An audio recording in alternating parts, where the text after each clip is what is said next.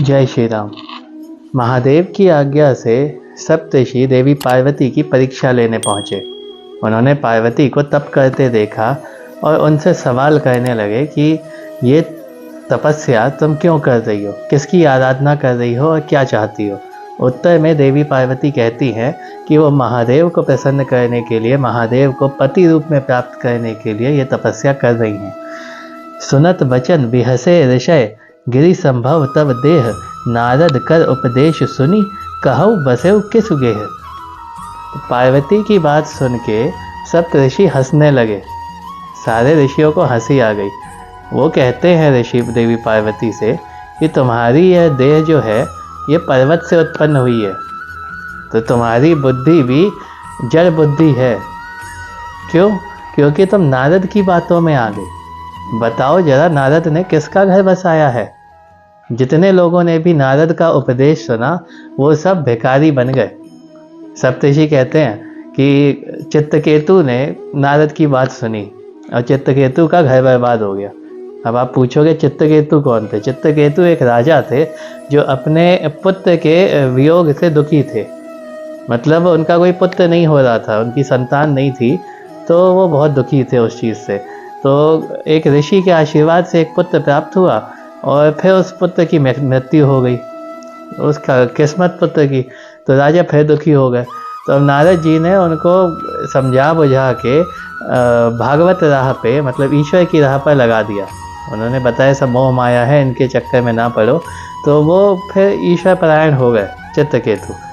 अब ये यहाँ पे सप्तऋषि कहते हैं कि उन्होंने चित्तकेतु का घर बर्बाद कर दिया, उन्होंने हिरण्यकश्यपु का घर बर्बाद कर दिया, उन्होंने दक्ष का घर बर्बाद कर दिया। तो जितने लोग देवऋषि नारद का उपदेश सुनते हैं वो सब किसी न किसी तरह से मोह माया से छूट के और भिखारी बन जाते हैं, अपना घर बार छोड़ के भाग जाते हैं। और नारद जी की बात सुनकर तुम ऐसा पति चाहती हो जो निर्गुण हो, निर्लज हो, जिसका घर बार नहीं हो, जो कपड़ों की जगह शरीर पे सांप लपेटता हो। मतलब कैसा तुम्हारी बुद्धि हो गई, कैसा तुम्हारा दिमाग हो गया कि नारद ने कह दिया और तुम ऐसे पति के लिए तपस्या करने लगी। कहऊ कवन सुख अस बरु पाए, भल भूलियो ठग के बौराए, पंच कहे शिव सती विवाही, पुनि अवडेरी मराहिन ताही।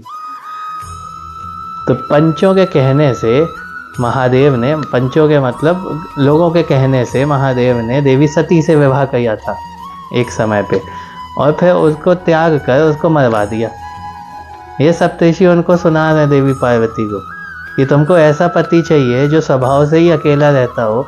ऐसे पति के साथ कोई स्त्री कैसे टिक पाएगी जो भीख मांग के खाता है और चैन से रात को सो जाता है, ना घर की चिंता है ना बाहर की चिंता है। ऐसे पति के लिए तुम तपस्या करके अपनी तपस्या व्यर्थ क्यों कर रही हो? हम तुम्हें एक अच्छा पति बताते हैं जो तुम्हारे गुणों को मैच करता है। और कहते हैं कि जिसकी लीलाएं वेद गाते हैं, जो सुशील है, सुंदर है, सर्वगुण संपन्न है, ऐसा पति हम तुम्हारे लिए बता रहे हैं। और वो पति लक्ष्मीपति भगवान विष्णु हैं। तुम विष्णु जी से विवाह कर लो और ये शिव का चक्कर छोड़ो, नारद की बातों में नहीं आओ। नारद के कहने से किसी का घर नहीं बसा तो तुम्हारा भी नहीं बसेगा। अब देखिए इस प्रसंग का, इस प्रकरण का मतलब क्या है। जब हम कोई साधना करते हैं, कोई हम बड़ा अनुष्ठान करते हैं, कोई किसी हम लक्ष्य की पूर्ति के लिए प्रयास करते हैं, बड़े लक्ष्य की, छोटे मोटे नहीं, तो प्रकृति हमें प्रलोभन देती है। प्रकृति हमें कई कई तरह की चीज़ें ऐसी देगी जिससे हमारा ध्यान भटक जाए, हमारा मन भटक जाए। और सप्तऋषियाँ यही करने की कोशिश कर रहे हैं। वो देखना चाहते हैं कि पार्वती के प्रेम में गहराई कितनी है।